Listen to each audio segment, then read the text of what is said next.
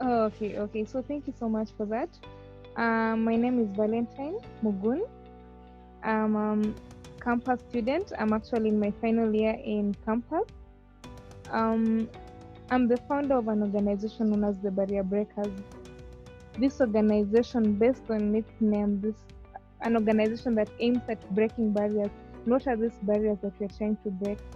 Our organization basically deals with youth empowerment, and also we want to inculcate and bring more ladies into leadership. So we have two programs mainly. We do youth mentorship and the young ladies leadership program.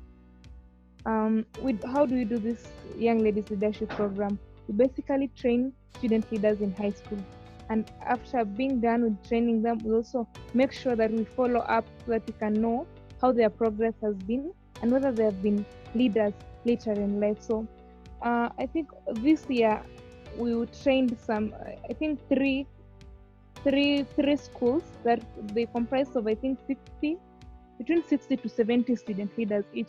That was more than 200 young girls this year alone. Had it not been for this COVID crisis, I know we would have done more. So we are trying to bring more ladies into leadership. We're also doing the youth mentorship. We basically go to schools talking to adolescents mainly. Currently, we are having a very great rate of teenage pregnancies. I think it's all over Africa. And I'll say particularly Kenya, our country is greatly affected. So we are trying to solve this by talking to these young people and making them know that there's more to life. Okay, my next question would be, who are your stakeholders? Who do you work with? Okay, currently we are partnering with NGOs and also counties. I work with the First Lady in Narok County. We normally do mentorship in Narok County for the young girls because this is a county that is faced with so much rampant teenage pregnancy even before the COVID crisis. So I've been working closely with the First Lady, Narok County. I've also been working with an organization known as the Women's Hope Kenya. This organization aims at empowering women and young girls. It's located in Karen. They host girls every holiday. So I basically work with them. I go talk to those girls. We are also trying to partner with more NGOs like Fawe Kenya, so that we have organizations that are focusing on education, because that's our main focus, education. That's why we are based in schools mostly. Our other stakeholders are high school principals and the students, of course. That's our target audience.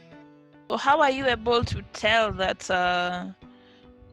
you're doing something? How are you able to measure your social impact? Because because there are still girls in school. I don't know. Just enlighten me on that. How you're able to measure that you've actually done something. Okay, so first of all, I told you about that one about personal. This is from a personal experience in multimedia when I vied to be the chair, just trying, and the next year somebody was able to. In fact, 5 out of the 7 student council positions are currently held by ladies. And when I got to first year in campus, there was only one lady. So that's the first thing that I saw. Next, when we train these student leaders in schools, and we are able to see, because at least it's a school, we can be able to monitor their progress. The next time we go and we notice that there is a change in the general behavior in the school, then we know that these students that we were able to train were able to really take up those leadership positions, and our work was not in vain.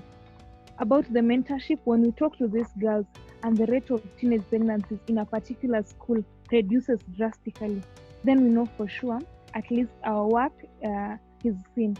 I know measuring impact is one of the problems many NGOs face, because sometimes we just visit a place, try and do something and go, but at least we focus on school. So it is easier to go back and then check their progress and see how they are doing. That's how we measure the progress generally. Thank you. Could you tell me some of the challenges you faced when setting up the organization, and also the challenges you're facing right now while running it? Okay, so thank you so much. First of all, I was the vision bearer of this organization. I was the one that began it. And so getting people to really understand what I really wanted from these young ladies was not so easy. It was not a walk in the park. But eventually, I think I got a strong team of ladies that were student leaders previously in university that we were able to work together with. So at least that kind of helped me. Next, another challenge that we are facing, I think that we are currently even facing, was that about when COVID came, when those corona and this crisis came, it was tough for us to continue the mentorship program. So we decided to create our WhatsApp program for these students. So there are like 245 students in this group that we are monitoring daily. We have teachers that teach them. Unfortunately, when you're teaching people online, you really can't gauge their performance.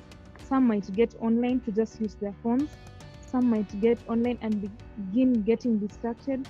Sometimes you're not even sure that these students personally communicate, and it could be a bigger problem. So I think the problem that we are currently facing is how to talk to these students currently and make sure we are really impactful even during this time, and see how we can together solve this problem of teenage pregnancy. Because if we don't take care, by the time the schools resume, there's the announcement by the Ministry of Education in my country today says that the schools will resume in 2021.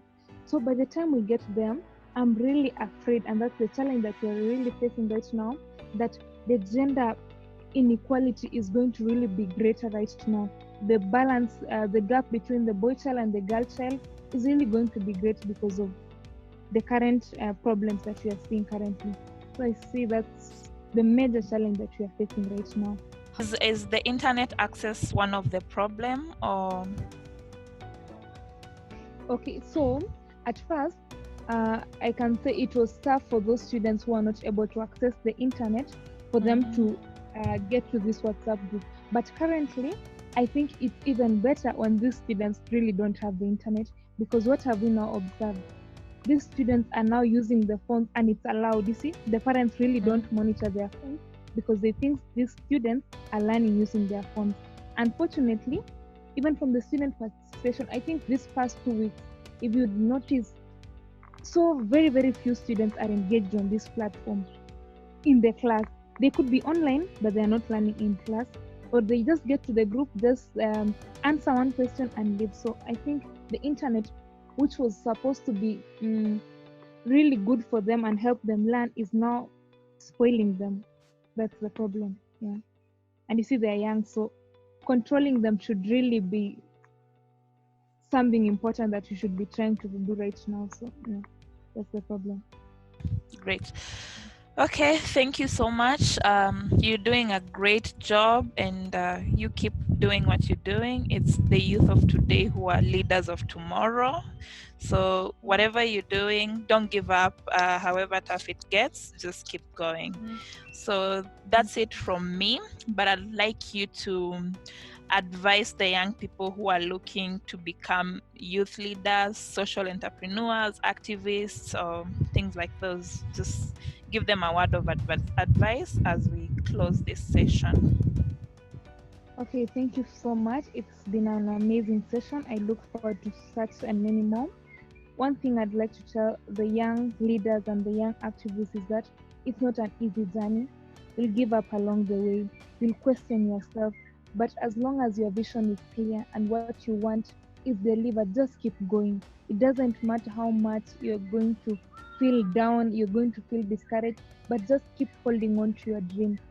People will talk. There are so many naysayers. There are so many people who want to see you down, but just hold on. Just have that passion, and that passion will take you, and that passion will drive you. Don't listen to what people say, because people have negative things they'd always say. So kindly just move on, go forward with your dream. That is it.